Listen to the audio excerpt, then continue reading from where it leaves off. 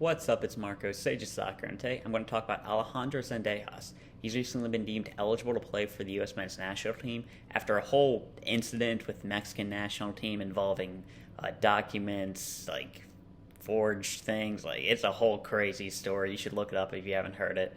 But I want to talk about his play on the field and whether he should be included in the squad. I've seen a lot of people calling for him to be in the team, some rumors of him potentially being called up.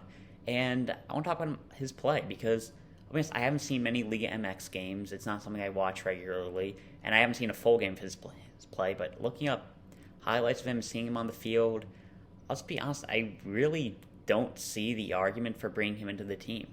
I think there are three main arguments that I've seen. The main one is just that he's better than Areola, Morrison, Roldan, and I don't think that's a good argument. Like, if you ask me, Lyndon Gooch is better than those three at the moment, and I am not arguing for him to be in the team. To me, it's kind of similar to when people were really calling for Georgi Milhalovic. Like, dude, he's a better MLS performer than those three. That's why he should be in the squad. It's like, yeah, but he's still only doing it at a certain level. Like, Liga MX, it is an upgrade on the MLS, but it's not by much. And I look at our current roster right now, and he'd be playing either a wing or an 8. And I just don't think he's good enough to get ahead of Christian Pulisic, Tim Weah, Giovanni Reyna, Brendan Aronson, Weston McKennie, Yunus Musa, Luca de la Torre. And, like, that's 7 right off the bat that I would have over Zendejas. So you look at that, and it's like, it's kind of similar to Brendan Vasquez, where it's like, okay, it's a little late in the process to bring in a guy who really isn't an upgrade on any of our options.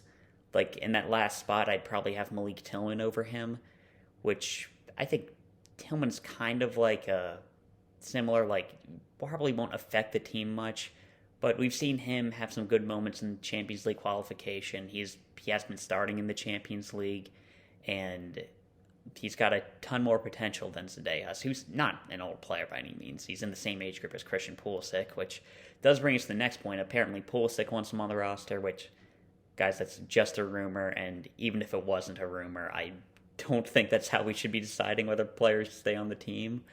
But, yeah, I just look at him, it's like, does he break into the 23-man squad? Probably not. Do I want to use one of those extra spots on him rather than somebody who could use the experience, who will definitely be helping us out in 2026? And it's like, I really don't think so. A very good argument that I haven't seen being mentioned that I would bring up is that he's a left-footed winger, and having him on the field would give us another option to put on a winger who could cut in from that right-hand side, or if we get into that situation, put in crosses from the left-hand side. And I am a big fan of having, like, actual left-footed players. We don't have any in our attack. Luca de la Torre is the only one, and I think that would be good for us. But at the same time, it's like, I'd love utility players in, like, a lot of situations. Like, it'd be cool if we had somebody with a huge throw-in, but I'm not going to sacrifice our roster spot to bring somebody in like that. Like, it'd be cool to bring in, like, a 6'7" threat on set pieces, but again, like, you don't really want to waste a roster spot on basically a gimmick. So I just don't see him as good enough to bring in, especially this late in the process. I probably wouldn't. I don't think there's much benefit to giving him a look. Like, I'd rather build chemistry amongst this team that has had so many injuries that they haven't played against each other much, and I wouldn't want him to see the field right now. So, and that's not even getting into the potential off-the-field repercussions of maybe Mexico will try to make a claim like we can't do that. Like, there are a lot of things that could go wrong if we bring him in. And I'll be honest, I just don't see the immediate upside when he's probably not going to be a starter for us. I don't think he adds anything off the bench as well. Like, does that mean he's a bad player that I never want to see in the team? No. Like, bring him in for Camp Cupcake in December. Like, that'd be really nice. Just getting some extra players. Like, and same with Brendan Vasquez. Like, I see the potential. Like, he could be a very strong addition to the team in the long term, but in the short term, like, we only have 180 minutes to experiment with this team.